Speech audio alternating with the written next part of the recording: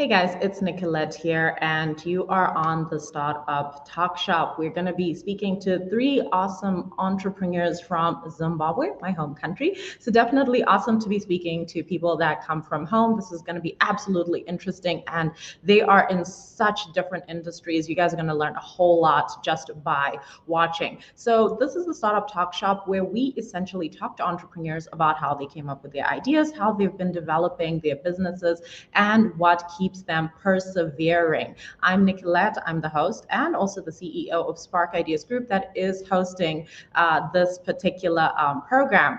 And Spark Ideas Group is a company that is an entrepreneurship development. We help entrepreneurs develop their ideas, develop their business models, get training, and find mentors as well. So as we go along, don't forget to like, don't forget to share, and also don't forget to follow Spark Ideas Group so you can get updates if we do have other events that you might be interested in, then you can jump on board with that. Before we continue, I'd like to thank our sponsors and our partners. A big shout out to Stanbic Bank that is supporting these 30 days of celebrating entrepreneurship through their incubator Accelerate, as well as the Botswana Innovation Hub, where we are currently streaming from. So thank you very much for hosting us. And of course, we can't forget to shout out the Local Enterprise Authority that is doing the most to incubate SMMEs and entrepreneurs in Botswana. Of course, the Future Makers program run by the Young Africa Botswana and funded by the Standard Chartered Foundation, as well as VYB Digital that is helping us go digital. So as I had mentioned today, we're going to be having entrepreneurs from Zimbabwe.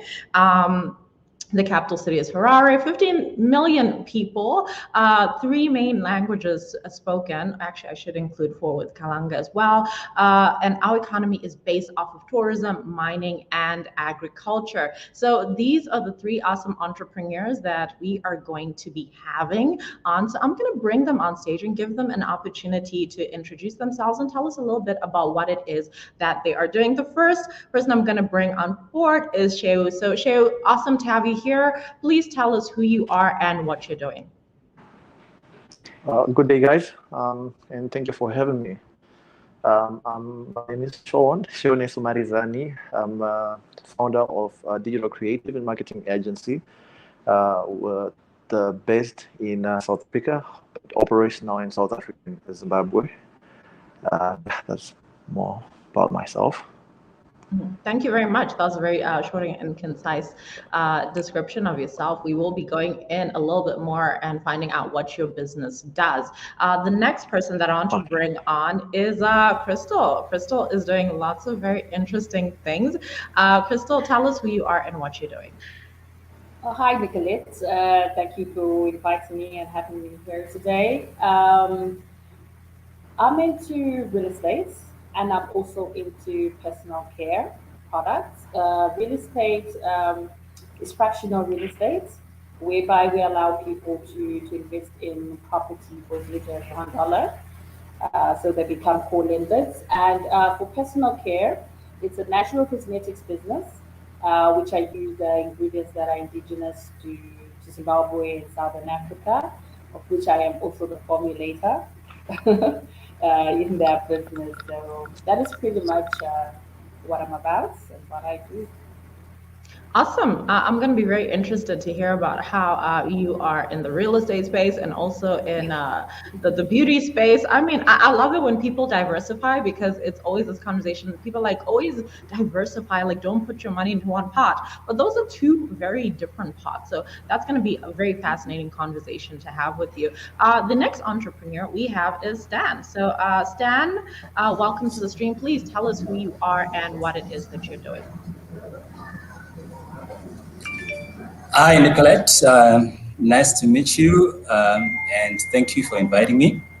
As you've just heard, my name is Stan, and I'm a founder of a startup called Ollex Tech, and I'm also a founder of an on-demand parcel delivery company. It's called OnTime Delivery. Okay, and I'm a married young man with one beautiful daughter. So basically, that's me right there. Yeah. Wow. Thank you very much for also sharing the last part because I'm always like so fascinated by people who can actually have families and run businesses. So you're running two businesses and you have a family. I want to know how you do it because I don't even have time to bring myself together mentally.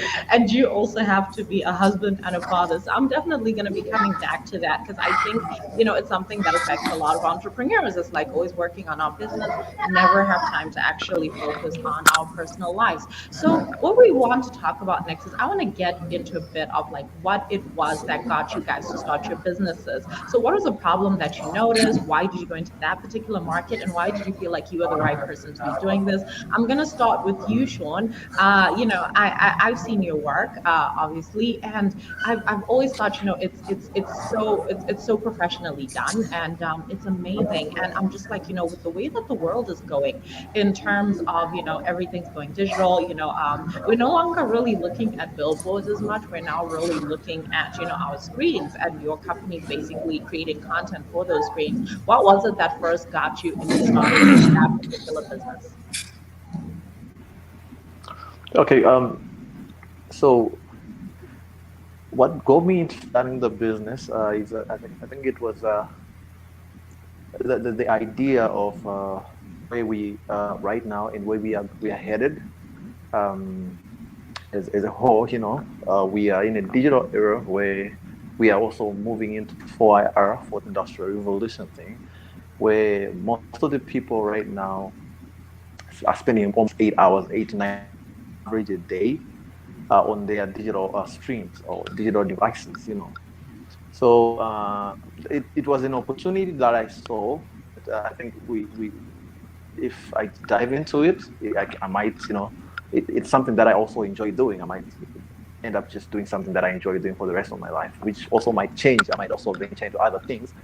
But I think the biggest question probably should be why I decided to become an entrepreneur and probably not just do it as, I think I was just never uh, fit for an employee position. I may say that, I always had issues with people hiring me. When you're an entrepreneur with an entrepreneur mindset, you just don't fit in the employee atmosphere or in employee space. And so I ended up just saying that probably I just need to start my own thing and see how it works. So I had to take that risk of leaving my job, starting a business. Well, I started as a freelancer and then I eventually became a self-employed someone, and I had to employ other people eventually. And, over the past 3 years, it's just been trying and, years growing.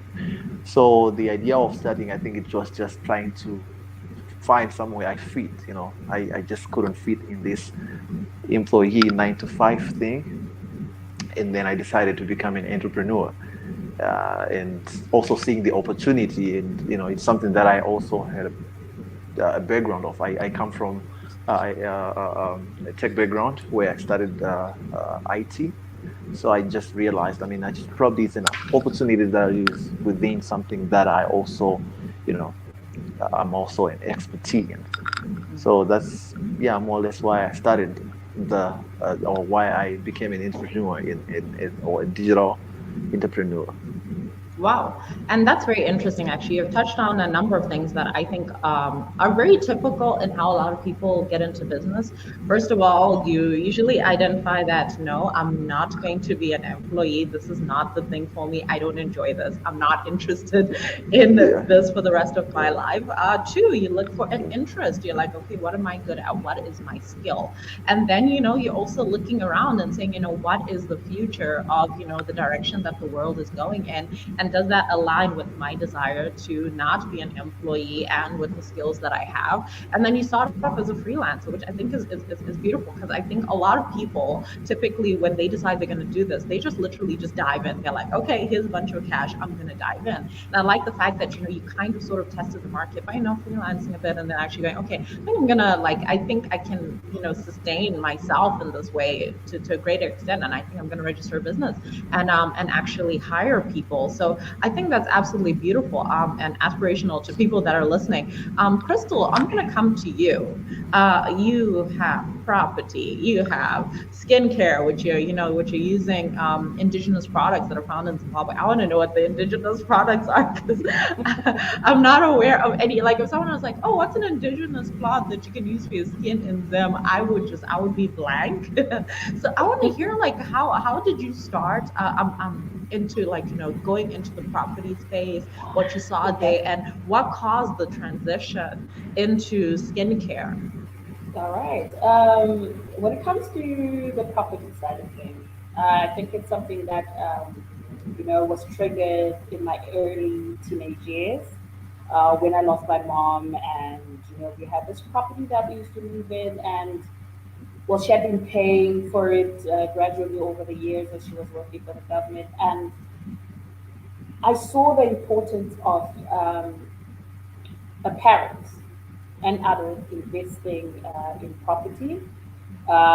If that house hadn't been there, I would have been homeless at that point because I had nowhere to go. So it's something that I think a seed was sown from that point. And then fast forward, as fate would have it, I landed a job with a real estate company.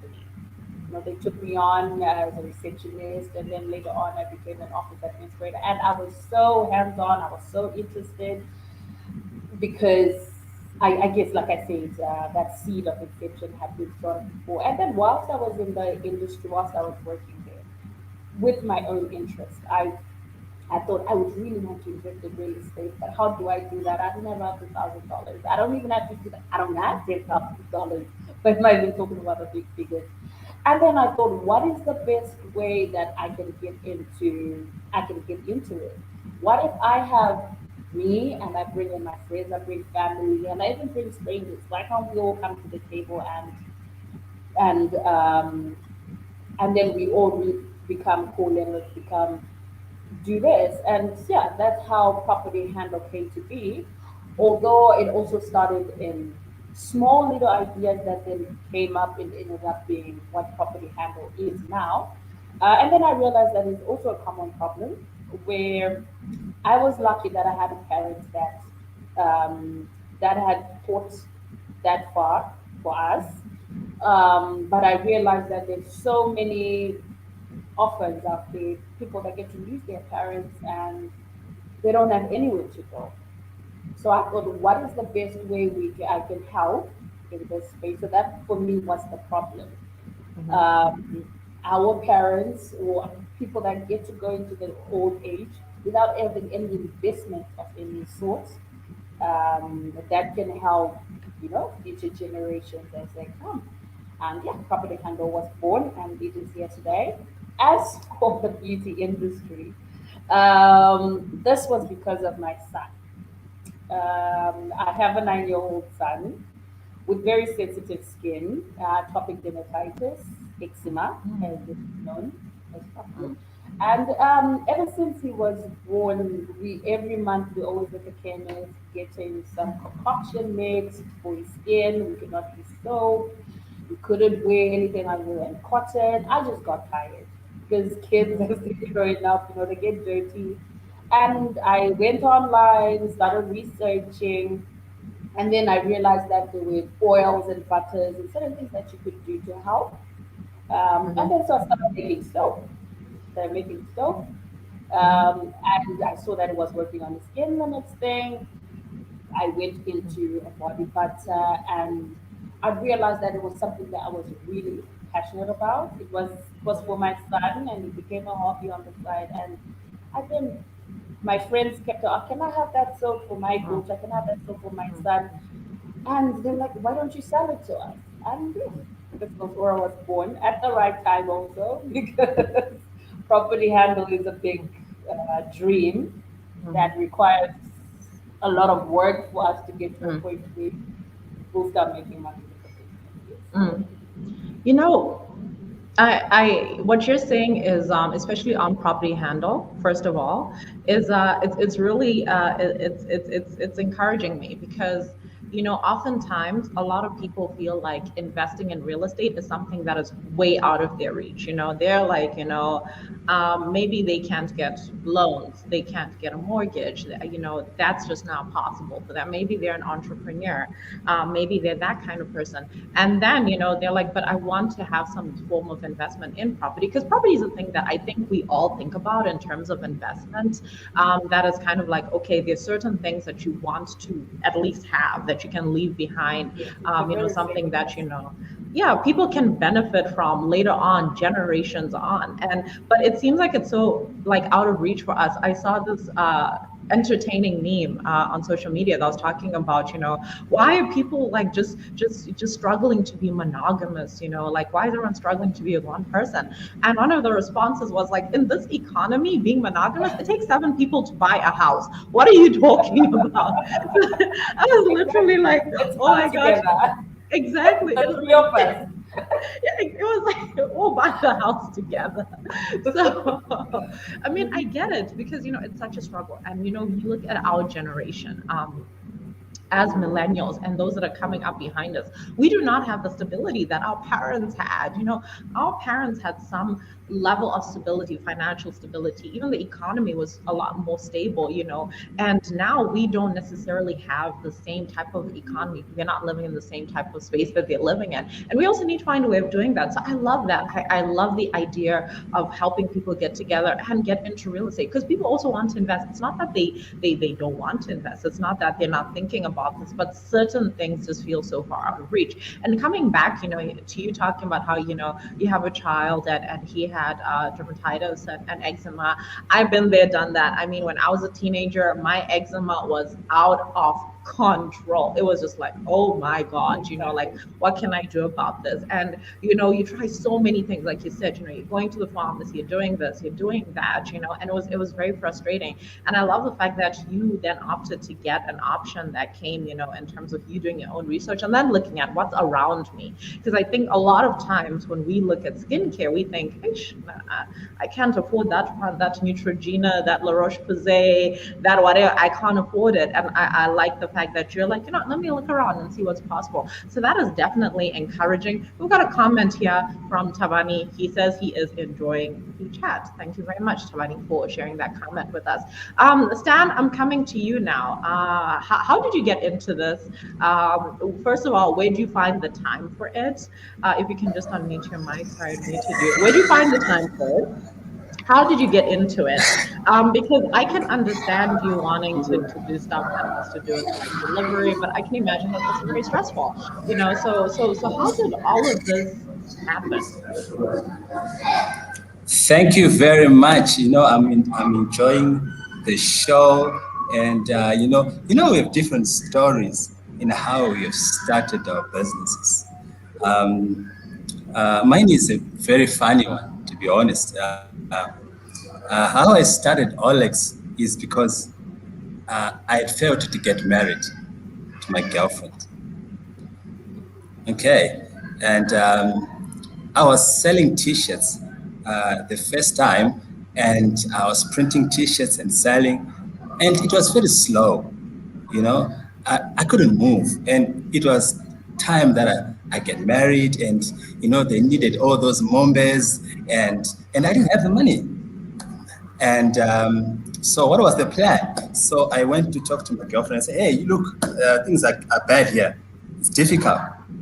And so she gave me an idea. She said, you know what? There is this online bidding that you can bid a product like a cell phone. You can bid a printer, you can bid a laptop, and you can resell it. And I said, what are you talking about? I'm an IT guy. Why is it I don't know about this? Well, you can try. So I tried, and that's how I started. So I bought a printer and I sold it double the price. And I went back and I bought another printer. And this time around, when I went to see the client, I asked a funny question. I said, did you get printers? She said, oh, no, I have a lot of them. Do you fix printers? I said, well, yeah, I do print. I do fix printers, She said, I have 19 of them in my warehouse. I don't know what to do with them. I said, do you mind if I just get them? I'll be happy. Please, please, please come and pick all of them. I picked all of them, and I sold. And you'll be shocked. It was a lot of money for me to get married. So that's how I started the Ollex business. It's quite funny, and so right now we are shipping from Dubai, we are shipping from China and South Africa. We have moved, and yeah. So and from there and COVID came. Okay, the business started picking up because people now were stuck in the house. You need a laptop, you need a phone to communicate. Our lives then went online, which means gadgets were on demand now. So I would bring them, stash them at my house. Now the challenge was to get them to the client. You see now, because everyone is stuck in the house, you can't get the laptop to the client. So I'd see some bikes around, other guys that are doing motorbikes, deliveries and stuff. I said, hey, and then I was saving money to buy my wife a car. And I went back to my wife and said, hey, sweetie, look, there's this idea. And I don't have the money. The only money that I have is for you. And guess what she said? She said, if it's an opportunity that you believe in, go ahead. So I went to look for a motorbike, and I bought one motorbike, and I tell you, the response was phenomenal. It was beautiful. And right now we have 3 motorbikes, and we have a staff of about 5 that we have employed that are helping us to do the work. So basically that's how we started the 2 companies in a nutshell. Wow.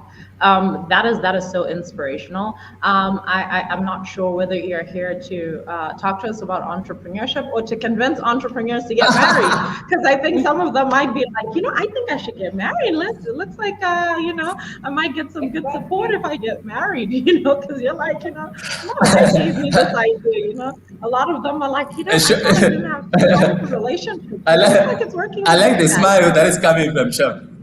I like the smile coming from Sean. Are you married, my guy? No, he is not. He is not. I know like very your well. wife into your muse. All right, yeah, no, I'm not married yet, but I think this is a good reason to get married now. I would love to save money to buy my wife a car, and then, here's probably her telling me, now that I go and invest the money, I would love that. So I think it's a good reason to get married now. Yeah. I might as well start saving for that. I might as well start saving for. Please do. Yeah, I'm really excited to hear other entrepreneurs' stories and their reason to start. Really, I mean, it's quite motivating. It definitely is. And before we carry on, I just want to ask Stan, so for anyone who's interested, does your wife have sisters? Because I think you might be getting a lot of phone calls from people who are like, so yeah, does she have sisters? Because I'm also an entrepreneur that is looking for a wife. Or does she have brothers? I'm an entrepreneur looking for a husband. So just please do feel free to let me know in the chat, and I'll if their numbers, maybe I should start a dating business, connecting entrepreneurs with their future spouses, very supportive spouses. But thank you very much for sharing that. So now I guess I want to go into, when everyone starts a business, it's always different. It's never as straight or as smooth as, we want it to be. There are always things that happen. So I guess what I want us to talk about here is, what were some of the things that were unexpected when you decided to start your business? What are some things that you found really confusing? What are some things that, looking back, you're like, oh gosh, I should have thought of that. It's so obvious. Like, why didn't I do that? I'm going to start off with you, Sean. Okay. Well, there is quite a lot of stuff that wasn't unexpected, and some of the challenges that we or I had to go through or I have to face, or that I'm still even facing until now.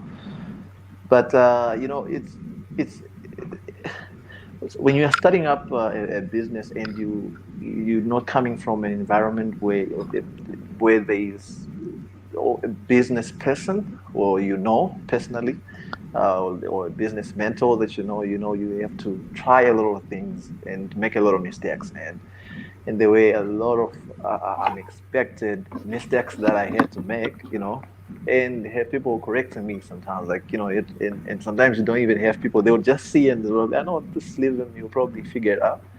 So but one of the biggest unexpected things that that I think almost all or every other entrepreneur faces probably the first year of their business or their startup is when you're starting, you think you have this metaphor you create in your mind. You're like, I'm gonna start, I'm gonna make a lot of money, and I'm gonna get this. You have personal, uh, can I call them expectations that you think things are going to go that way, and you when you get or you stop your foot inside the game, you realize, like, no, man, it's everything is different. When I thought I would probably be buying my first car in 3 months of starting my business, it really didn't go that way. I thought probably I would have millions in the bank account. So I think the first thing basically was the revenue itself, like, starting to have revenue come into the business. It's really, you never expect things to not go smooth, because you're always thinking that, yeah, I'm always that guy who figure things out, or I'm always that guy who have a plan. But that's before you get a punch, like what Mike Tyson said, like, everyone has a plan until they get a punch in the face. So you get a lot of punches within like this entrepreneurship thing, and a lot of problems, from financial problems to workforce problems to management, because when you're managing other people, it becomes a bit different from running a self-employment type of show. You have to manage other people with a different way of doing things, from way different from the way you do things. So at some point, you kind of like feeling like, no, man, I'm working with the wrong team, or I'm working with the wrong people, or I've hired the wrong people. But you also have to understand now, like, no, it's people are different. We are all not entrepreneurs. We're also not workaholics, because my team calls me a workaholic, but so some of these unexpected things, like, you get to work with people that doesn't work the same way you do, and you need to adjust and understand that we all have to meet somewhere, and as a team we all have to understand what are our weaknesses, what are our strengths. So that's another thing. And the other thing also is you're expecting probably the people around you to probably support your business. You get some that supports your business and your idea, but it's not like what you would expect. So don't I over expected starting a business. I probably thought I have 10 people that runs businesses that I already know. They'll probably be like my clients the first time I start. And probably, but it's completely different. You don't expect everyone to buy your idea or whatever you are selling. It might be a product or service. So these are some of the unexpected situations that probably I had to go through. It's and the I think the emotional part of it, some of the unexpected emotions you get to have, like sometimes you're just anxious for no reason. You start thinking, am I really doing the right thing? Am I really making a difference? Am I serving, my clients or whatever that I'm doing? Am I really doing it the right way? So you are constantly having these anxiety thing that comes, within running a business or being an entrepreneur, basically. And that, one thing I got to probably understand is we all gonna have to face problems. I think the only thing that we need to do is to learn to enjoy life as we solve them, and try to have like Wow. a work-life balance where we know Wow. that, yeah, in the business we expect things, they don't go according to what we expect, but those are problems and we just need to learn to enjoy life as we solve them, you know. Definitely. And I mean, obviously, you touched on a lot of points, a lot of great points. The one, about how you expected more people to support you. I think is something that every entrepreneur is going to have to face at some stage of their life, because I don't know, it's like I don't know, we have this assumption that people are going to be there for us, that people are just going to be like, oh, you started this thing, here's some support. Maybe I don't have money, but maybe I can recommend you to somebody, or maybe this. But actually, it seems that the closer people are to us, the more that they doubt us when we actually start businesses. And you're right, the emotional turmoil of being an entrepreneur is hell on wheels. It's always questioning yourself, because you have the Yeah. security blanket, you have no, and you put all your skin in the game. And you're right, transitioning from being by yourself, now having a team. Sometimes I'm just like, oh my gosh, I just need to find something for these people to do so that they can leave me alone to do the work. And it's like, no, they're supposed to be helping in the work. You're not supposed to be telling them to, like giving them stuff to do. So thank you very much for touching on that. Chrystal, I'm going to come to you. What are some unexpected occurrences that you encountered after you started getting into your real estate business and then transitioning into your skincare business? Okay.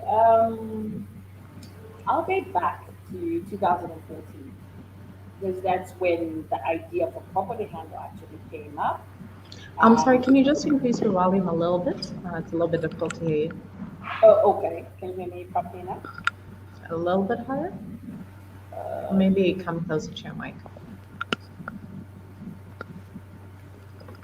it's still high as it was, but can you hear me properly now? Yeah. Yeah. Okay. So I was saying that I would date back to 2014. That's when the idea of a property handle and how I would go about it came up, and I even had a little bit of a niche also on the side, handyman stuff, and that's when also a Cameroonian friend of mine gave me Think and Grow Rich. I thought that people were going to just buy into my idea.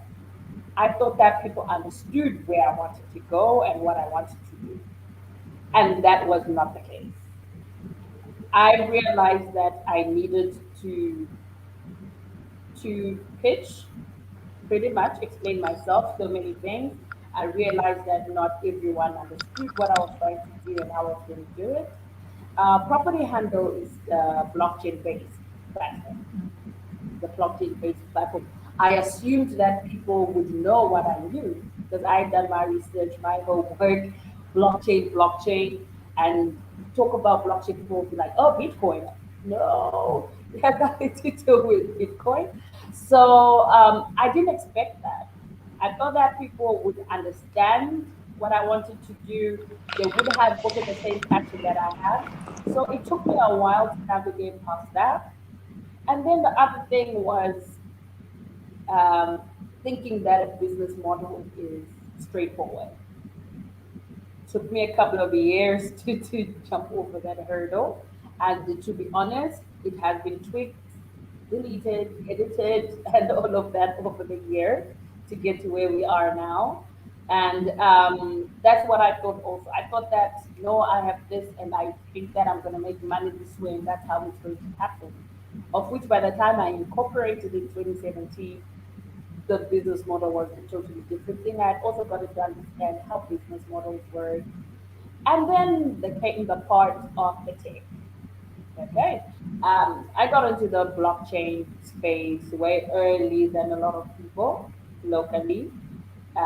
Let's just say even Africa. So I'll be talking about this and people don't even know what I'm talking about. I assumed that I was going to find a tech partner, a technical partner that fast, and up to now, I don't even have a CTO. So I thought that people would understand me, would get on it, would know what's going on, and would be on board.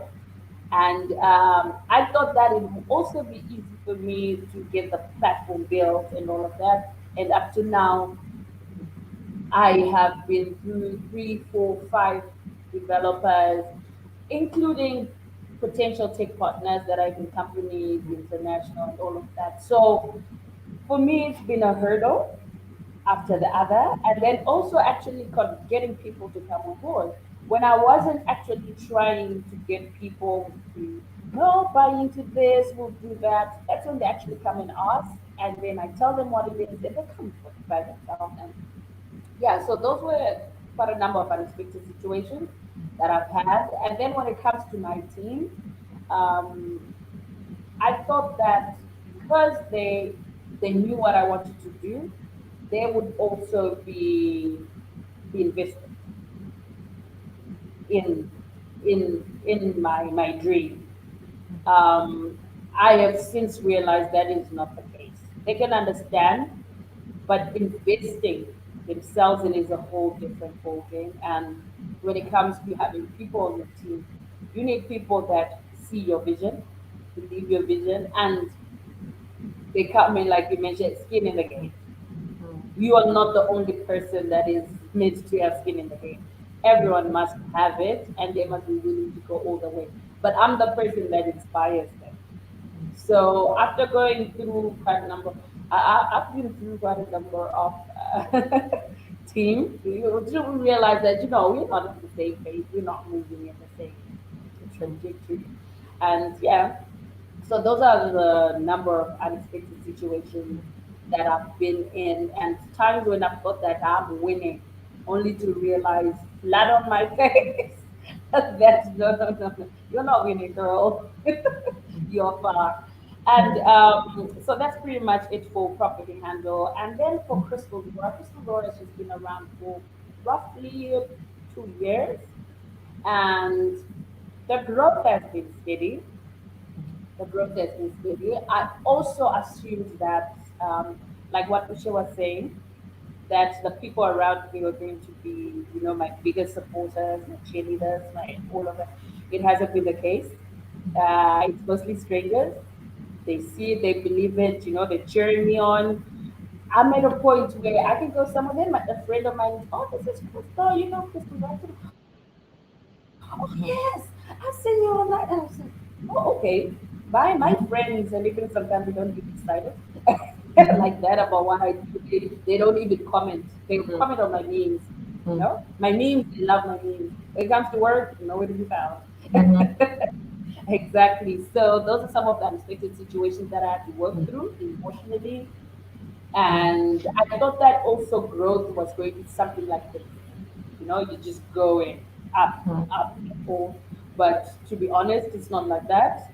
I've I've experienced growth, and all of a sudden there's a ticker. There's nothing. There's $0 coming in. It's just like, but how? People are coming, people love, but they love the product. They say this and all of that. But it's growth is not like that, and you will see that some people, you have customers that come today, they go away for 6 months or even a year. You think that no, they will probably do like, okay, they come back, and then when they come back with 5,000 people.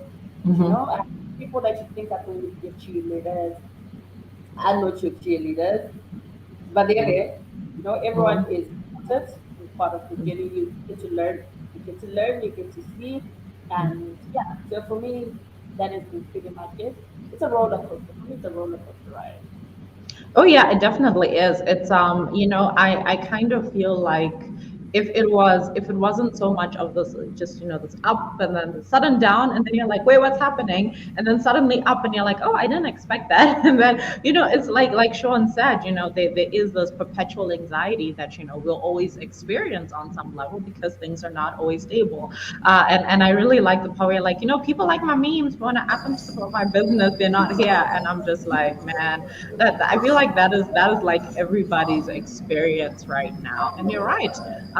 Just because you have a dream, just because you're invested in starting a business, does not mean that other people are going to be invested, are going to be as passionate. That is why, like, like Sean had said, some people call him a workaholic. It's because he's putting his effort into his dream. It's like, this is what working for a dream looks like. You throw yourself at it. You become so obsessed with it. And other people just don't get that on that level. So thank you very much for sharing that. Coming to you, Stan, what was unexpected about everything that you are doing in terms of your business and delivery and also reselling these products? What has been some of the interesting stuff? And before you say that, okay, I see you, Warren. Warren is here watching on LinkedIn. Thanks very much, Warren. Great to see you here.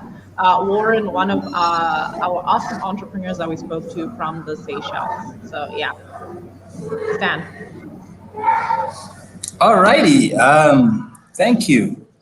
Interesting question. I like the last part of Chrystal. She said roller coaster. Okay. That's pretty much entrepreneurship.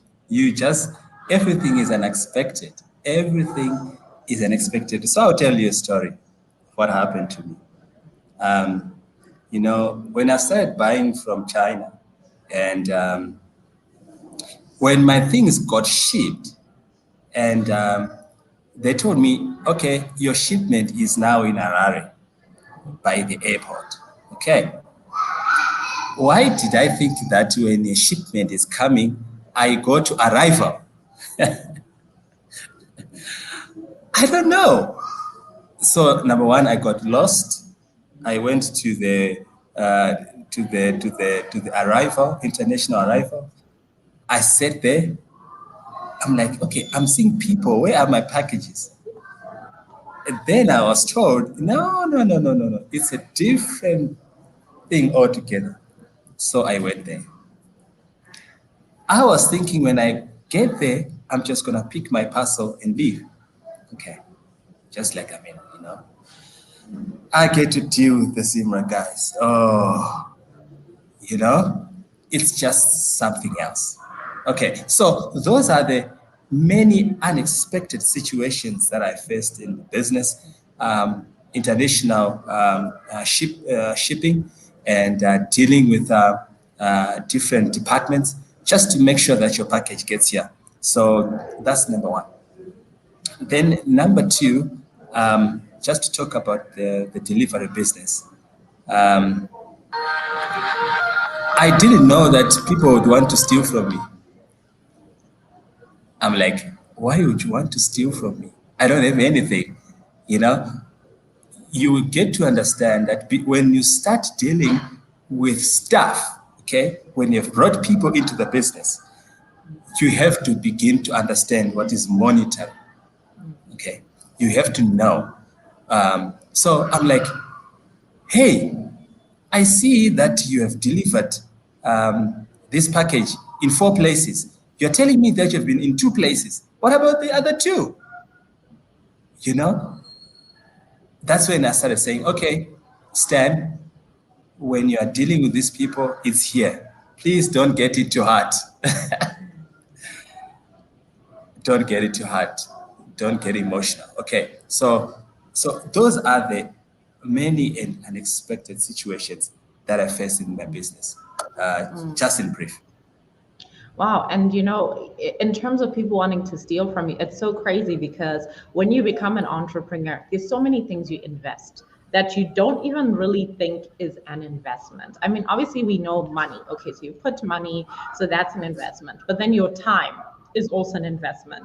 So when somebody is on the clock for you, because you're paying them for their time, and let's say they are not performing as expected during that time, that is, like, you're like, oh my gosh, this person is literally stealing from me because I'm investing time. I'm paying them for their time. This is a resource. And, everybody's just like, oh no, we're just chilled. Why are you so stressed? It's like a Friday afternoon. We should just, be relaxed, we should be winding down. And you're like, no, you're actually getting paid, And so it's so crazy how much you actually put into it. And you also spoke again about, not, being emotional because, at the end of the day, we also invest our our hearts into this, you know. And it's very difficult to kind of have that hat where it's like, you know, when you come into your business, you put on the hat of a professional, and then it's like, okay, now I'm a professional. Oh, that person did that thing. Oh, okay, I'm really angry. I'm gonna absolutely lose my mind, you know. Or versus, you know, when let's say you see them outside and you're hanging out and things are different.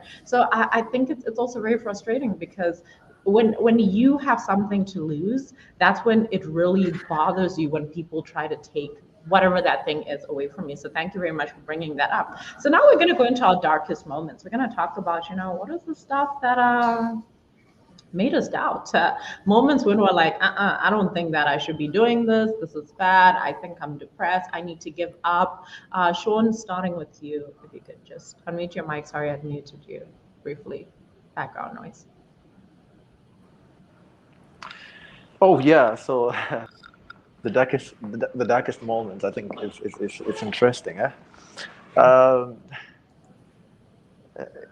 There's been a lot of them. You know, I think your day is that darkest moment. I mean, every day of an entrepreneur has the darkest moment, and I think it's the only thing that you just have to do is basically trying to be positive as much as you can.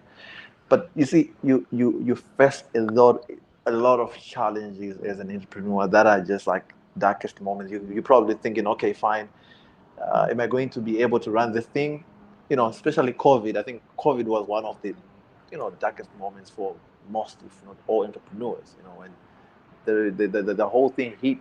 We didn't have a clue on where we headed. You know, we thinking, okay, fine, we're probably just gonna close everything, and you know, you don't have a gig. How are you gonna survive? How are you gonna pay bills? And you know, sometimes you're probably even late on your payments on your. So COVID was one of the darkest moments, you know, throughout my journey, because the moment we never thought it would really get that deep, you know, when they announced that there's a virus there, you know, Wuhan and stuff, and we're thinking probably something that's going to happen there in China or something. But when it really hit home, and now businesses have to close, we have a curfew and stuff, man. That moment, especially when you're a small business, you know that you are really depending on, you know, whatever cash flow that you have at that time. You don't really have reserves, you know, you don't have, and you can just wake up and go to the bank and ask for a loan to survive, you know. That was really something that we less expected, and you know, but by the grace of God, I mean, I think I'm a Christian as well, so I also believe that, you know, sometimes it was not really under my control, you know. By the grace of God, we're here and we survived. But to be honest, I think COVID was one of the darkest moments. And like I said, you know, dealing with clients, dealing with different people every day.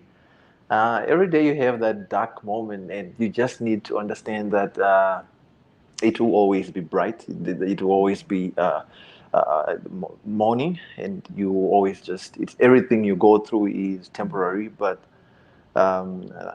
for me, you know, because the beginning of the pandemic, to be honest, I didn't think I would probably be here like where I am now. But things just went the other way, you know. Like I didn't expect things to actually go the way they went throughout the pandemic and after the whole COVID, and you know, up until now, it was just like a miracle. Like, you know, also with hard work and planning and stuff, you know. But we just started planning, you know, when 3-4 months into the whole COVID thing. But yeah, that really was not nice. It was something that was, at that moment, I consider the darkest moment, you know. Thank you very much for sharing that. Thank you. Okay. All right. Yeah, definitely unexpected. Very wild. You know, when I think back to 2020, I'm still a bit, I don't think I've also processed it. Guys, like literally the whole world shut down. Like people said, everybody stop what you're doing, stay in your house, you can't come out. And this happened for months. And I had never this is stuff that we see in dystopian movies. So I was like, I don't know about this. This is very weird. And I feel like, you know, we were in a combined shock, and I think we still are. And again, so much uncertainty, you know, when all of this is happening. So thank you very much for sharing that. Chrystal, I'm going to come to you. What have been some of the darker moments for you? Just unmute yourself, sorry. I muted you. Background noise. Nope, not unmuted yet. I think you're going to have to unmute yourself on the screen. There we go. You good? Okay. I think I'm good. Can you hear me? Yeah. Okay. It was for PropertyHandle. It was 2019. I put my trust. I put my trust in someone, a developer. I gave them all the money that I had to build my dream. They did not. And they disappeared. They disappeared. They would string me along for months. I promised so much to so many people, potential investors, on the international scene. I promised a lot to my network, and I couldn't deliver. I had nothing to show for it, nothing whatsoever. I guess I was naive at the time, but getting into business, getting into entrepreneurship, it's a risk. Dealing with people is a risk. Trying to build things is a risk. So you have to take a leap of faith, and just get things done. So that was really one of my darkest burdens, because at the end of it, after putting in so much time, like almost a year went by, and I had nothing to show for it, and that was everything. And yes, that was really one of my darkest. I wanted to just, I'm done. I'm done. I'm done. Yeah. And COVID times, the first few months, I said the first 2 months actually, as we're going in, I'm shut in the house. And I had just decided that also, beginning of 2020, I decided to let go of my side hustle. I was been a little hustler. I always have something going on. I've got a deal going on there. And I had made the decision getting out of 2019 that no, Chrystal, you can't afford to have the time divided that much. Today in Miami, next month you're doing that. You can't do that. If you have a dream, you have to invest yourself. And that's when I've also decided to turn Chrystal's Aura into a business. So I thought, okay, these are two things.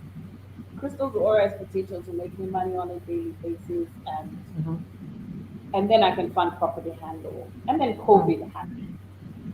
So I had shut down on my side hustle. I had no money whatsoever. I had moved into a very expensive apartment, which I also turned into my office.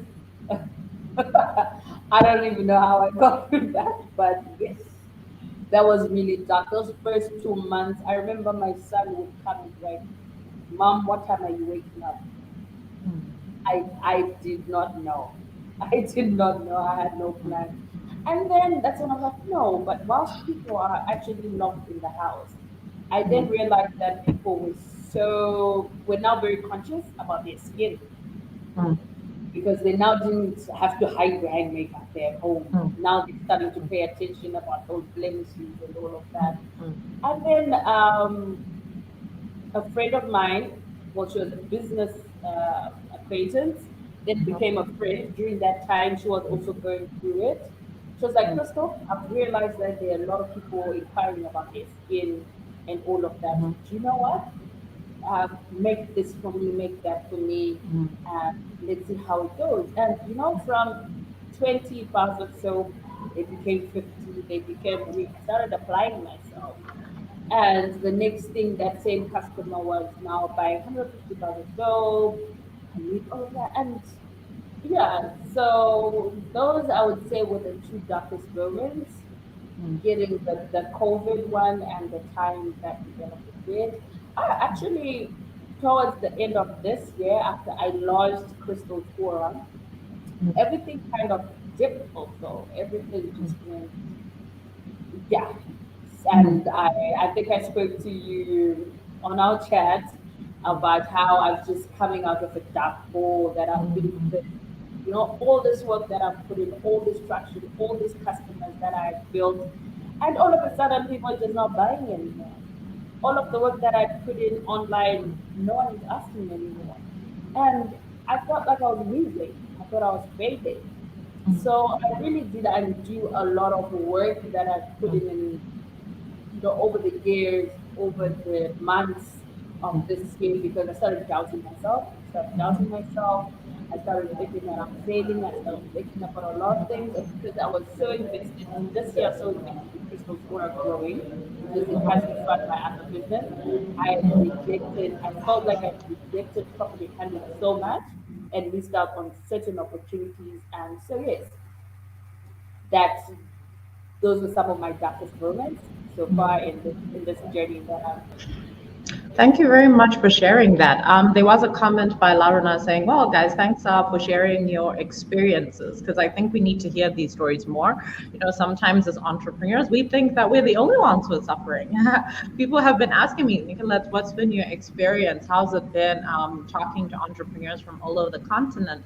And I've said, you know, looks like we're all suffering. And that is comforting to me, because I thought I was the only one who was suffering.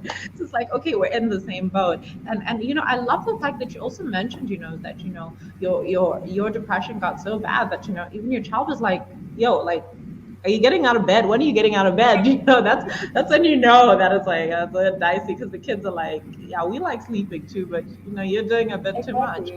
Yeah, and this is something, you know, that we go through as people, you know, and you're right, that cyclical nature of it, where, you know, you've been putting so much into it, and then suddenly the orders just dry up, you know, no one's interested anymore, or, you know, suddenly people who weren't interested before are like, oh, you know, I want to buy it, where's it? So thank you very much for sharing that with us. That's absolutely beautiful. How, you know, you're just willing to be open with your experience and let other people benefit from knowing that they're not the only one. Coming to you, Stan, you know, what have been some of the darker moments, apart from having to deal with the import tax authorities at Zimra? If you just unmute yourself. Thank you very much, Nicolette. You know, there are things that you're not proud to say in most cases, but those things are the ones that make us entrepreneurs. We are a different breed, and the way we fight is like a jungle. We are a jungle, and there are a lot of things that you have to, but it's not every time that you win. Okay, just like how Chrystal put it. There are times we just don't want to get out of bed. And let me just share with you a little before I started the IT business. You know, when I was doing T-shirts, I was homeless twice. You know, I remember the day that I was kicked out of the house, and the shop owner kicked me out at the same time. Because I couldn't pay rentals. So I had to pack my things from the office, and I have to pack my things from home, you know, at the same time, and just look for friends, just put the things, and, you know. So I remember very clearly that I would get into town, you know, like central business district, like Harare city, for 3 months without knowing what to do, just get in and see a few friends, and you know, and they would send you like in errands. Hey, go buy me some food. Help me with this. Or go get my child from school. You know, and imagine going through that for 3 months. It was so. And now the question is it going to get better? Okay, that will be the biggest question in your mind. Is this routine going to stop? Because I just don't want it anymore, you know. And so Then after that, just jumping into recently, without talking about COVID, which was pretty much covered all the entrepreneurs in terms of bringing the tax side. My driver got hit by the car. Oh my God. That was bad. That was bad. And, you know, I got called. They say, hey, you, they call me Mr. Ollex. Hi, are you Mr. Ollex? I said, yes. I said, we have a bike here written OnTime delivery. I said, yeah, I know it. Thinking it's a customer. They said, oh, unfortunately, your driver has been hit by a car. And I'm like, what? Where? So I had to run there. I had to sprint. And we thank God he made it. Amen. So he's okay now. So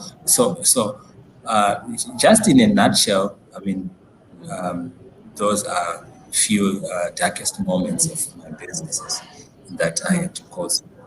Yeah. Thank you. Those are quite intense as well. You know, the first one is, I think on some level, every entrepreneur goes through that period. Not necessarily of being homeless, but of struggling financially, and you know, and that uncertainty, because they're struggling financially and you're just like, okay, I'm not comfortable. And then there's when you struggle financially and you find yourself in a position where you feel like you're not able to live with dignity as a person.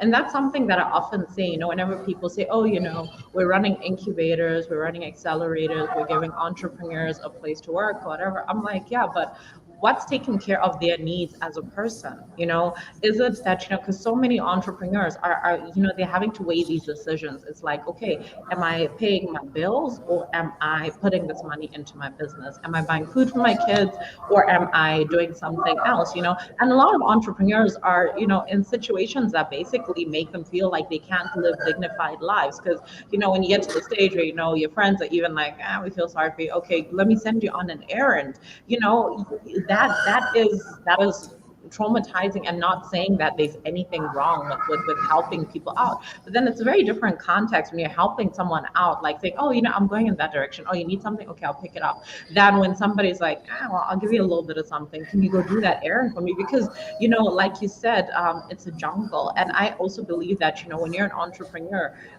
the stuff that you have to deal with, guys, we need hearts of lions to deal with this stuff, because it's so intense. And imagine being somebody that has the heart of a lion and having to find yourself in a position where you don't have a home, where maybe having to sleep on people's couches, where, you know, where your next meal is not certain. And I feel like those are things, to be honest, that leave deep marks on our soul, you know, because I then see that it sometimes happens that even when we transition out of that, you know, one of the things that I often say is that I feel like the struggles that I've had as an entrepreneur have actually made me very unable to celebrate times of plenty, because I still have those very strong impressions of times of famine. So even when something good happens, I'm just like, don't celebrate it, you'll jinx yourself. What you need to do is, you know, don't take this money, don't use it for anything, save it, because you're going to be starving just now, you know. And it's like, you know, and then so I get so many people like, Nicolette, you know, have fun, let's go do this. I'm like, and in the back of my mind, there's just the screams like, don't have fun,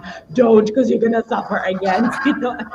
So I get what you mean when you share that story. It's kind of like, exactly.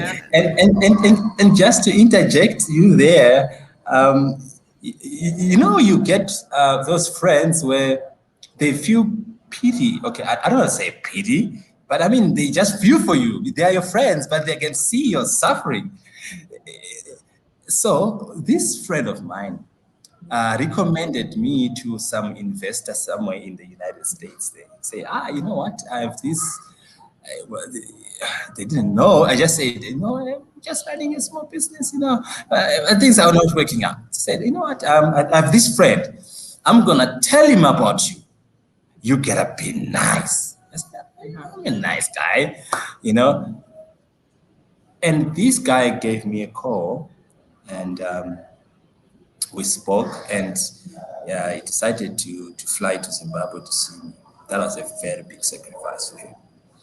And we met and we started talking. Then they went back, and after a week or two, these are like in my darkest moment. You'll be looking on your phone every time. Maybe something is going to come out. And after a month, they said, "Hey, Stan, sorry, I've been very busy. About our discussion, I'm not quite happy, but let me give you $1,000. Let's see how you're gonna deal with it." These are like in my darkest times, and my bills are like I'm drowning. So I traveled to South Africa to buy some materials, and I brought them, and I started selling them. And guess what? I failed. I failed.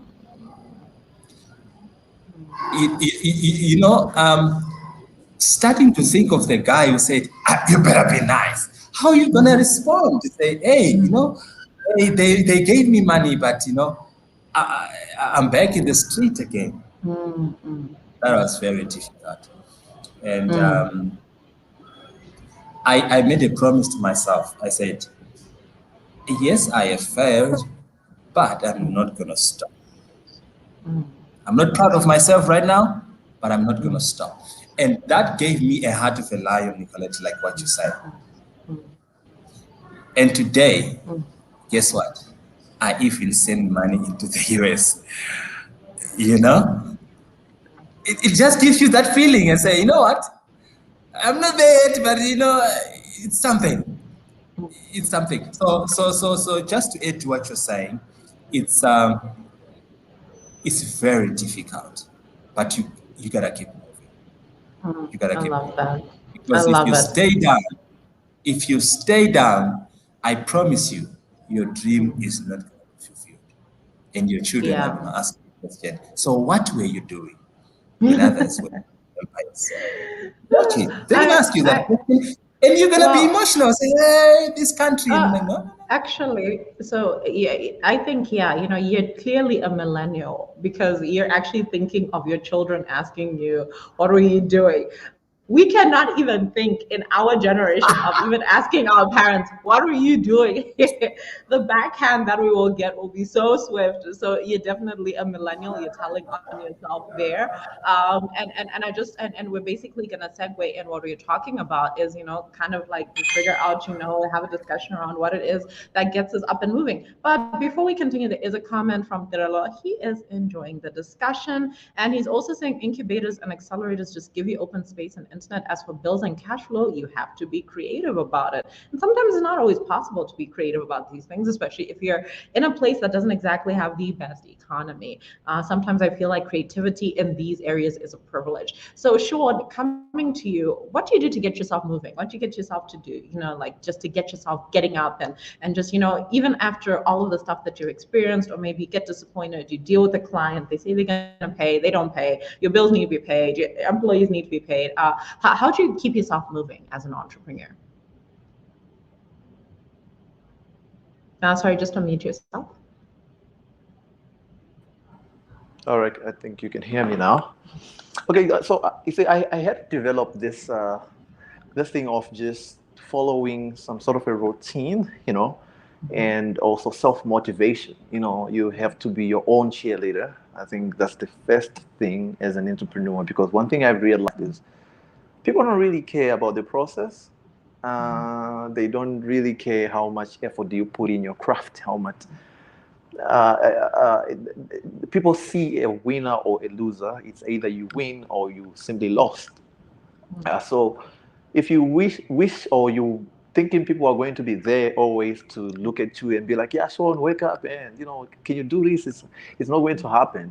It's there is no one who's going to be there every time, or in most of the times, to clap hands for you or cheer you up, and you have to be your own cheerleader. So with me, I had to develop this thing of enjoying what I do and motivating myself. Like I know where I want to go, you know. So, and I know that I want to be the number one in whatever that I'm doing.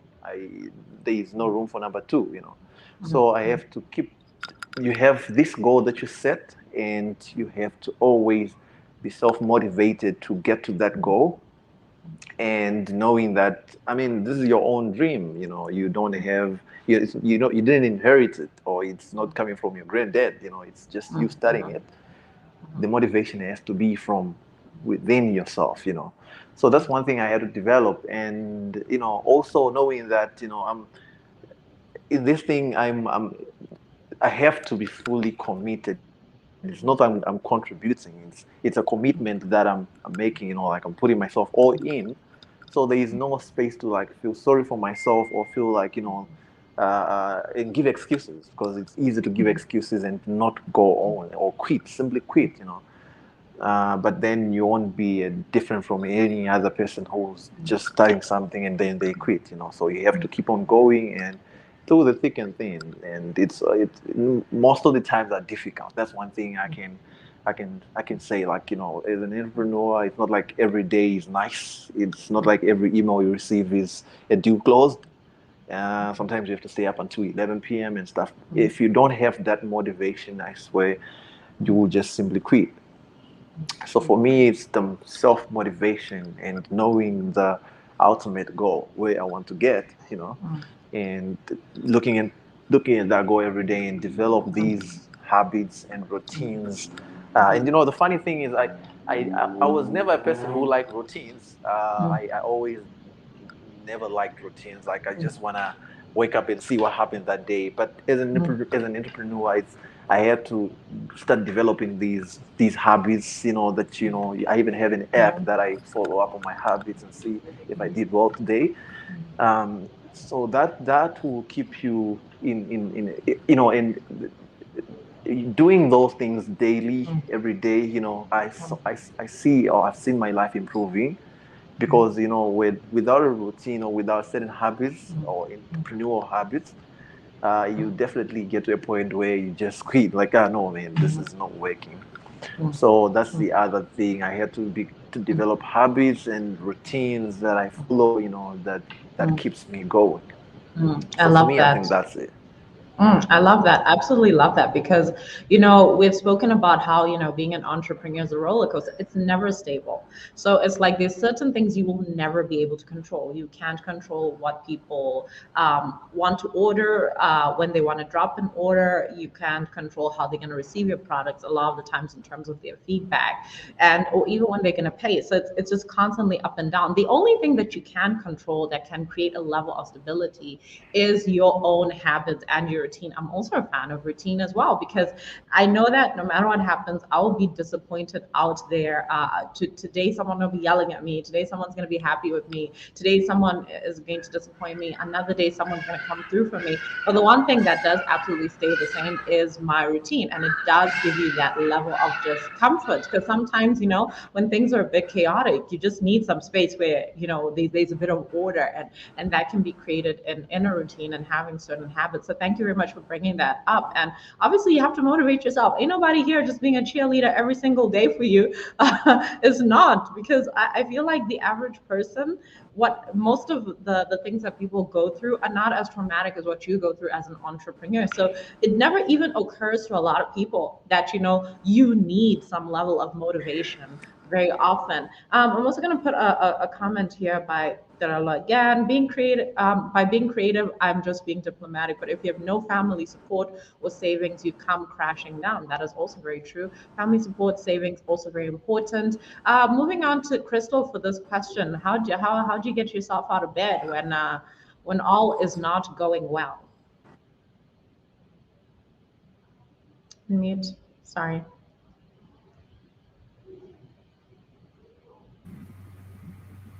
Okay. Um, this has taken me quite a while, to get a bit of discipline in that department because, you know, being an entrepreneur, it takes its toll. It takes its toll. You end up with a lot of insecurities that you have to keep in check. You know, you sometimes feel unworthy to be in certain rooms or to certain things, but when you feel like you can't afford to do something with some friends of yours, then you feel like you're not giving your best in life. Um, the best I decided to come up, routines are very important. Yes, and then sometimes I give myself some days to also wing it. When you've got a structure, when you put routine is important, yes, time management and all of that. But what happens is when something happens and it throws you off your routine, off your structure, I find that it takes me further back than where I was. So sometimes I get into wing it mode. Wing it mode where what does today, what is today going to bring? Because my life is very unpredictable as an entrepreneur. Today, certain things are happening. Tomorrow, certain things are not happening. And but how I stay motivated is this: I read a lot. I never used to. I used to think that motivation, self help. I used to think that that was crap. Not anymore. I'm so big on that. I read. I read a lot. Um, to keep motivated. And every day in the morning, I decided to join a 5 a.m. club. Now it turned into even 4:30. You can find me up. And the first thing that I do, I do not grab my phone. Well, I do, but I go straight to YouTube and I listen to Les Brown or Steve Harvey. They pump me up. They pump me up to then go into other things. So yes, motivation, self-help. I find ways to try and improve myself. And also I do a lot of introspection, which involves a bit of meditation. You need to know yourself. You need to know your triggers. You need to know your triggers. That helps me also have to deal with people out there, how to understand people, how to go about. And then besides motivation, there's so many days I'm not motivated. So that's when discipline comes in. You have to do what needs to be done. So I've picked on what I call my little success habits. No matter what I'm feeling, get up, show up. And there's a female, I'm sure you would understand this with the lip. I feel much better when I look a certain way. So self-care comes into that. Now I would tell myself that Chrystal, look pretty. Looking pretty makes you look good. So get up, wear that beautiful dress of yours that you bought and said you're going to wear it wherever, wear it today.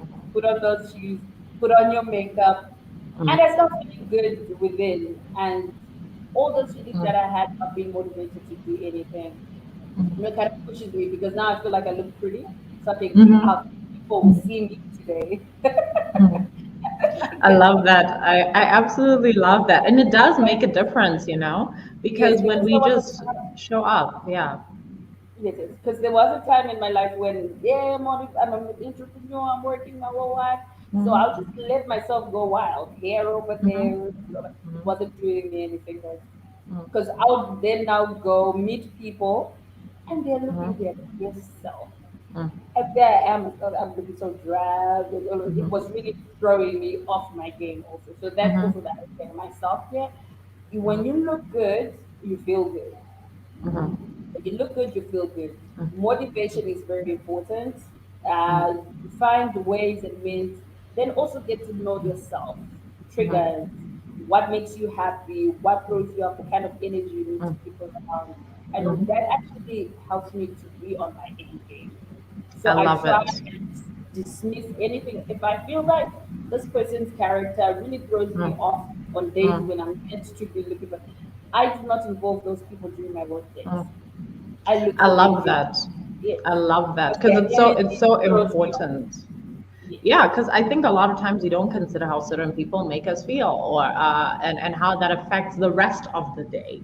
If they're, let's say, people around you that, for whatever reason, maybe the way that they look at you makes you feel insecure. You'd want to avoid those people during times when you really need to feel secure. We'll just sorry. So Sean had to jump off, so I'm just going to be continuing with the two of you. So coming now to you, Stan. What do you do to get yourself up and going?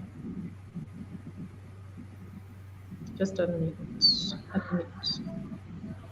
All right, thank you very much. Okay. What keeps me going is the vision. Where I'm going is what keeps me up at night. That's what keeps me energized all the time. So allow me just for a moment to just share with you what we want to do with Ollex, then also what we want to do with OnTime delivery, so that you can understand what keeps me up in the night. Okay, so there's what we call purpose for profit at Ollex, where we say, okay, after we have made the money, what are we going to do with it? Okay. What is the purpose? Why are we in this business? So there has to be a purpose on what you want to do, and the purpose is not money. Okay. So we want to have a foundation where we are able to take care of the orphans, to make sure that kids are in school, underprivileged children. And I envisioned at one point, there was a young man here in Harare who wanted to go for a heart surgery. And so the mother was struggling to pay for the operation. And she came to ask for money, to say, I don't want to lose my child, please help me. It was very emotional time. And to send my child to India for the condition that he was suffering from. Back then, it struck me to know this is why we are in business. This is the reason why we have gotten into business, so that we meet these challenges that the society is facing. So that is what we call purpose for profit. And not only that, the world has gone haywire. And the preaching of the gospel is something that we're looking at and say,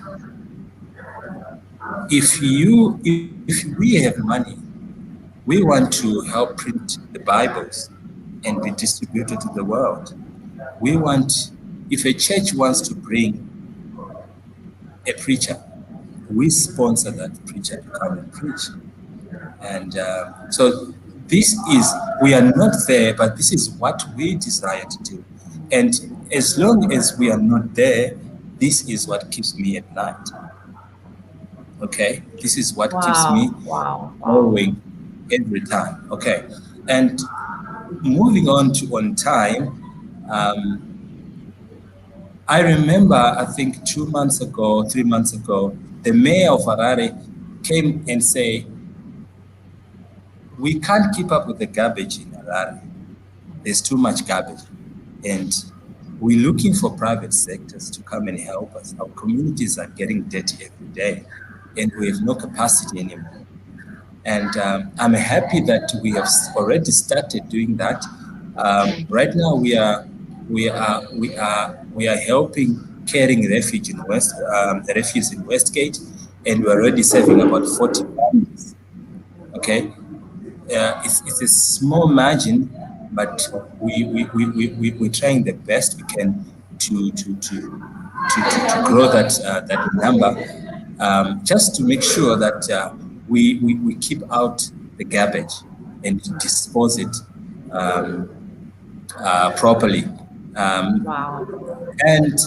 And just to give you numbers, just in Harare, there is more than 80,000 parcels that crisscross in a day. Okay, that's quite a number. And not talking about intercity, a parcel coming from Harare going to Gweru, from Gweru going to Shavane, to Mutare, to Bulawayo. It's just a lot, okay? And we are just tiny. And this is where we are going. This is what we want to do. And we have started with motorcycles. We just got few motorcycles, and we want to have trucks. We want to have buses, just to those to carry the packages from one place to the other. So if you're looking at that with where you are, surely that should give me motivation, at least for myself. I absolutely love it. Myself. So that goal, and if you're looking at that vision board, it should keep you awake every time. And whenever you want to go the other direction, it is because of that. I love that keeps it. you in line. You mentioning vision boards is very important because I feel like it's a very underutilized tool. A lot of entrepreneurs do not use their vision boards or create vision boards. Very important, because having that visual representation of where it is you want to go, it just helps you stay on point with your dream, with your goals, with what it is that you want to create. So, and also just having a focus on what your vision is, on how big it is, and saying to yourself, you know what, there are 80,000 packages that are moving around, and I want to go into this. I want to get a bigger share of this. Is absolutely motivational. But before we go on now, because we'll talk on and on, I need to tie this up.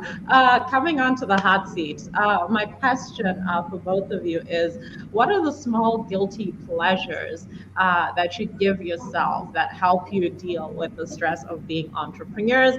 I'm starting with you, Chrystal, on this one. Small guilty pleasures. Okay, this one is interesting. Sorry, something popped my pants. All right.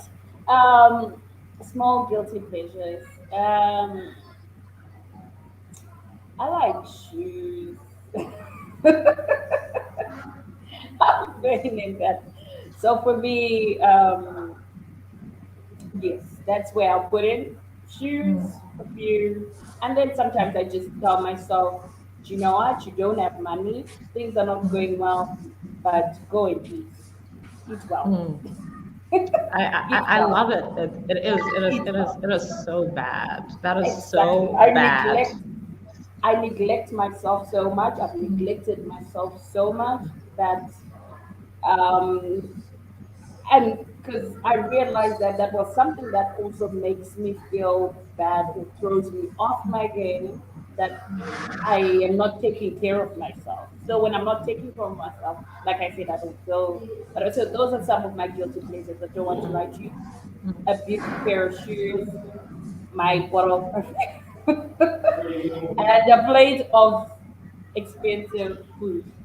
I love that. I love it. No, sometimes you just need to feed your soul. I completely get what you're saying. There are times that I'm just all over the place and I'm like, okay, like today you're not going to get into the kitchen. Maybe you should have a treat. And it's just like, there are also days when I wake up and I'm like, I should use this money for something sensible. And it's like, I don't care. I'm sure if I had more money, it would be travel. But at this point, I'll stick to that. Yeah. Look, we can only go so far. Coming to you, Stan, guilty pleasures.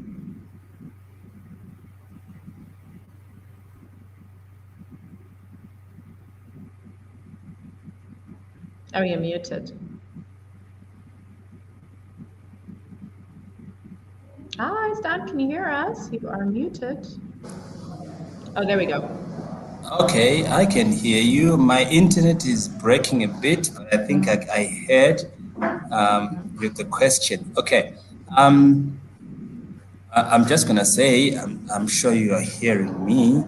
It's breaking a bit. Okay, you'll be shocked what I have here. Oh wow! See, as you're saying, Chrystal. Yes.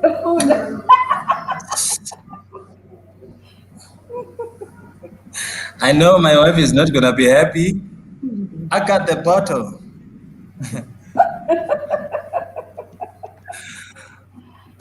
Food. Hey, but you see, I don't grow big.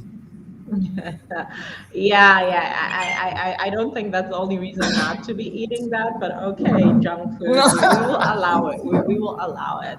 But thank you very much, guys, for being very honest and sharing that with everyone. Is there any last thing that you want to share? Any last piece of advice? If you're talking directly to an entrepreneur, what last piece of advice would you want to leave them with?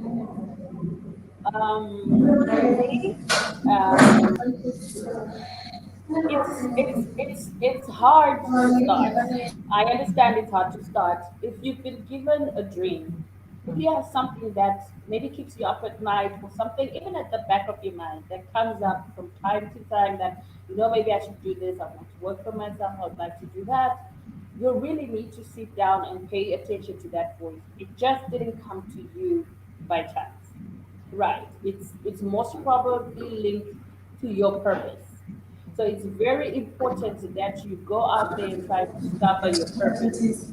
And whilst you're discovering your purpose, also be always on the road to developing yourself as a person. Each minute, each hour, each day, you can be someone who is different tomorrow, or let's say someone who is better. So every day, give yourself a chance to better yourself. Even if it's information, learn something new, find a hobby, discover what your purpose is, what sets your soul on fire, and then go for it. It's not easy. It's not something that you do overnight, because it also comes with discipline. Being this kind of person who constantly wants to develop themselves. So, but do the work, go on it, and one day you'll sit down and you realize how far you've come as a person, as a human being, and also, following your passions, and you'll live a more full life, a happier life. In as much as it's hard, it's got its stuff, but go for it. Go for I your love dream. that. I love that. Go for your dream. Absolutely beautiful. Just go for it. The idea didn't just come to you by chance. I love that. Coming to you, Stan, what would be your last piece of advice for an entrepreneur? So we have a statement that we say that, wake up in the morning, run your race because the time is few. We don't have a lot of time, and if you have an idea that you want to do, the best way to start something is to start. Don't wait for, exactly, don't wait for a perfect condition. Soldiers are trained to battle in the situation, not with the situation or against the situation. Okay, that's how soldiers are made. They are given a situation and they condition themselves to work in the situation.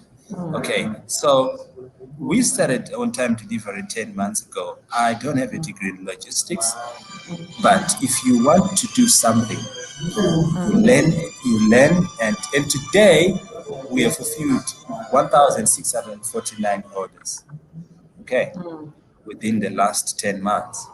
And we started picking refuse, and I was doing it myself, going house to house. And today we're serving 40 families. Do I have a background of refuse collection? I don't. I learn. Okay, so if there's anyone who's listening to me and you're wondering where to start from where you are. I love that. Wow. Thank you so much for sharing that. And I just want to thank both of you actually for your time. Thank you so much for coming through and sharing your insights and being so open about what it is that you're going through, what the journey has been like, what the great parts have been like, what the tough parts have been like. I cannot even explain the value that you guys have offered. And I appreciate it. Thank you so much for your time. Enjoyable. Thank you. I'm glad you did find it to be enjoyable. So at the very least, I entertained you. But thank you so much. I'm glad you guys. Thank you. because I know that you guys are running businesses and you have things doing. So I appreciate this, and I look forward to definitely having more conversations with both of you going into the future. Thank you. Bye. Thank you. Guys, as you heard, these were the awesome entrepreneurs from Zimbabwe, and they were telling us what it is that's going on there. So I hope you guys got a lot out of this. They were very honest, they were very giving with, their stories, their experiences. And I hope that, you take their advice that, if you have an idea, start somewhere and just go for it. If you have an idea, just go for it. Don't let anything stop you. Don't be discouraged. They're going to be ups and downs, but as you can see, despite the ups and downs that they've been going through, they are thriving even in an economy that is not as stable as Zimbabwe. So guys, until next week, keep hustling, keep focusing on your business, and keep working on your dreams.